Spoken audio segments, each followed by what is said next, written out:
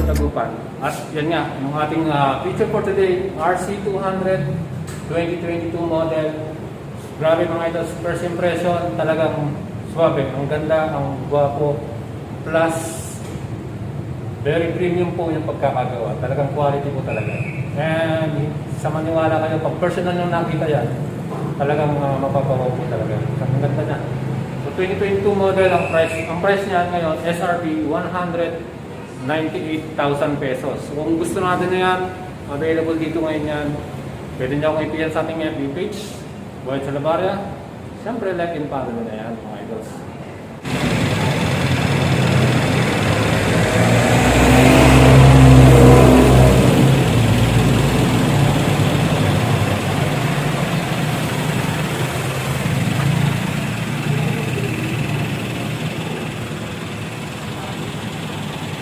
Ready to race, mga idol. BPM.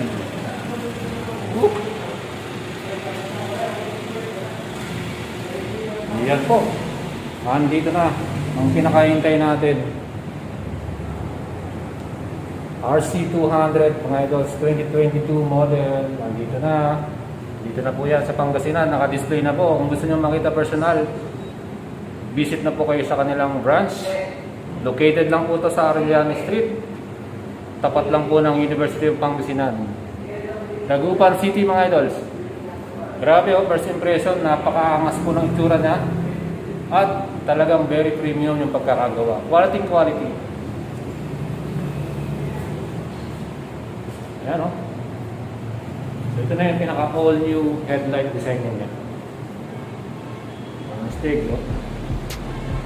Kita niyo yan, mga idols. So yung headlight niyan, halogen bulb. Pero yung sa gilid niya, yung daytime running light niyan, LED, mga idols. So integrated din yung kanyang signal light nandiyan sa gilid. Ayan. So yung mga indicators, signal indicators nandiyan sa gilid.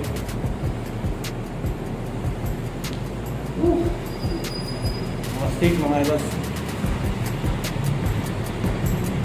So yan, fully paired to RC200.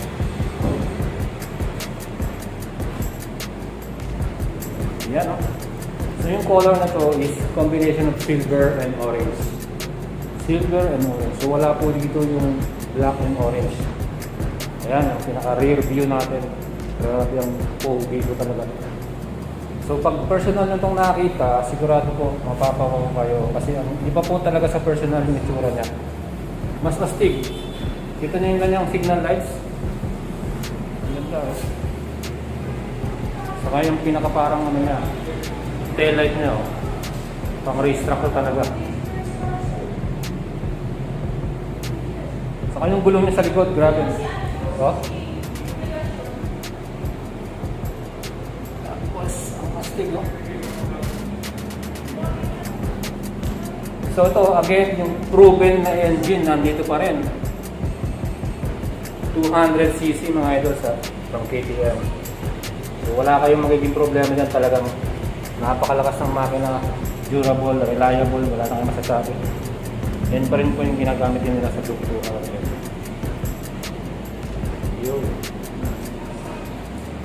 So isa-isahin po natin yung mga features dito at yung mga benefits na pwede nating makuha sa motor na to.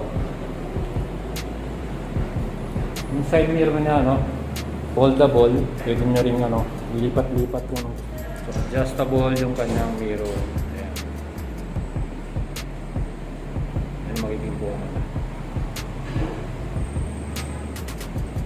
Pwede rin pababa. Ayan. Kung gusto mong itago. Ang galing. Yun.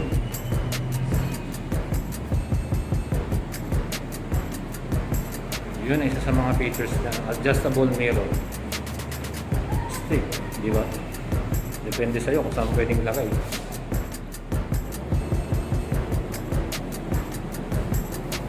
Ayan, yung kanyang pinaka-mismong flip phone handlebars. Grabe, mas astig na ngayon tignan, ano? Siyempre, yung kanyang bagong-bagong instrument panel. Tingnan natin. Oops! So yan, mas maganda na yung instrument panel niyan, parang Duke 390 na. Or RC 390 yung bago. Of course, yung kanyang suspension, the same premium suspension na ginagamit nila, WP Apex. Yan. Titingnan natin yung ano niya, suspension na yan, oh. WP Apex yan, mga guys. Upside down fork, 41 millimeters. At tingnan niyo yung kanyang brake, oh. By brake. Ayan, oh. 2 piston caliper. So ang ating RC200, yan po ay naka-dual channel ABS. Ano ibig sabihin niyan? Harap at likod, naka-ABS na yan. At bagong-bago din yung kanilang ginamit na mag wheel. So mas lightweight, mas magandang tingnan yung design.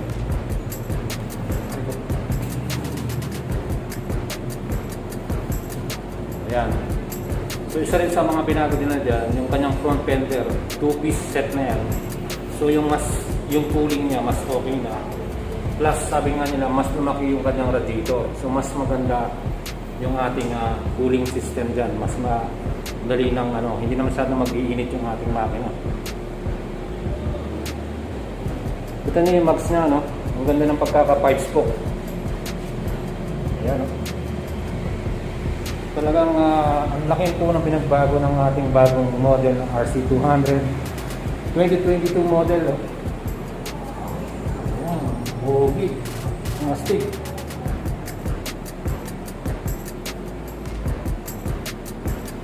So sa engine specs nito, same pa rin, 200cc single cylinder, 4-stroke, 4 valves, double overhead camshaft, fuel injection. Yan po mga idols.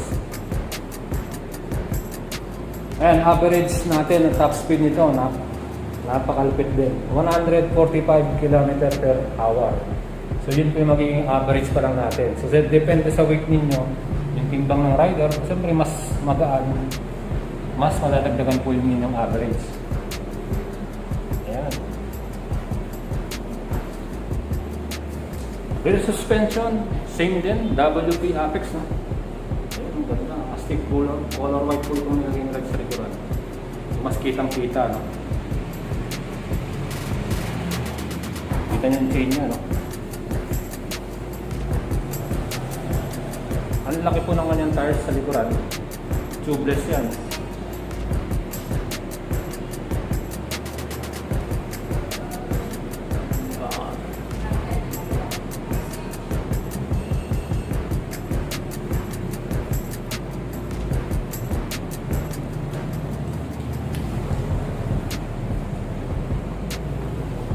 Yung kanyang frame, steel trellis frame. So mas lightweight daw po yung ginamit ngayon dito. Mas magaan. So yun yung pinaka-advantage ng ating bagong RC200, no? So almost lahat po ng mga components at parts, halos bago lahat. Talagang mas magandang tingnan, mas premium, mas quality yung nilagay nilang mga andyan. Ayun, wala tayong actual unit activation para nakita natin yung kanyang mga lights, no? So ito ay fully digital na rin. So kita na natin yung information natin para sa ating speedometer. Meron din siyang gear indicator. So wala nang nagiging problema. Nakita nyo kung anong gear na kayo. Tingnan natin yung kanyang susi.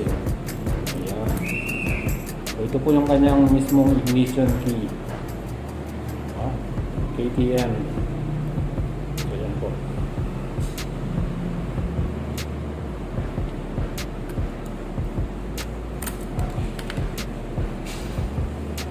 Same pa rin yung kanyang left handlebar, yung kanyang kusina, indicator, high and low beam, tapos may fast switch. Sa right, hanggang pa rin yung ignition, switch ignition ng makina, tapos yung patayan.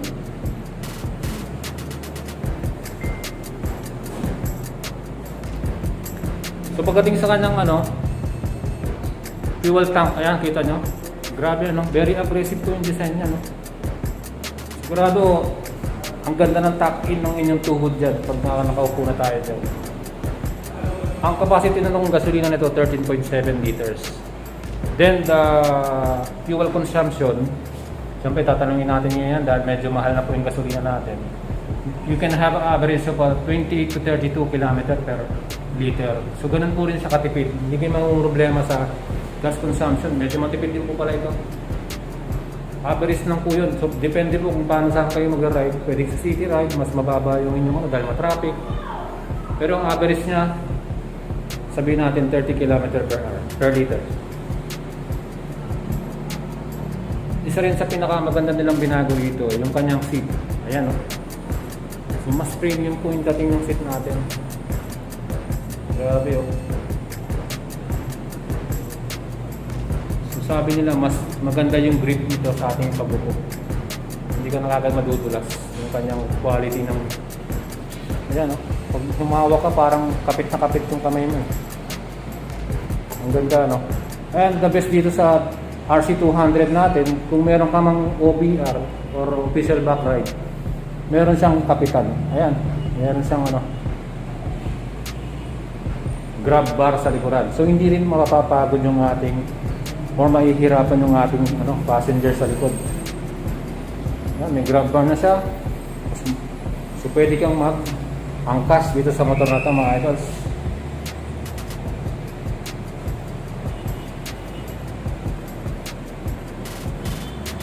Grabe, ang ganda pa ng color combination niya, silver and orange. Saka yung mga decals, ang ganda rin.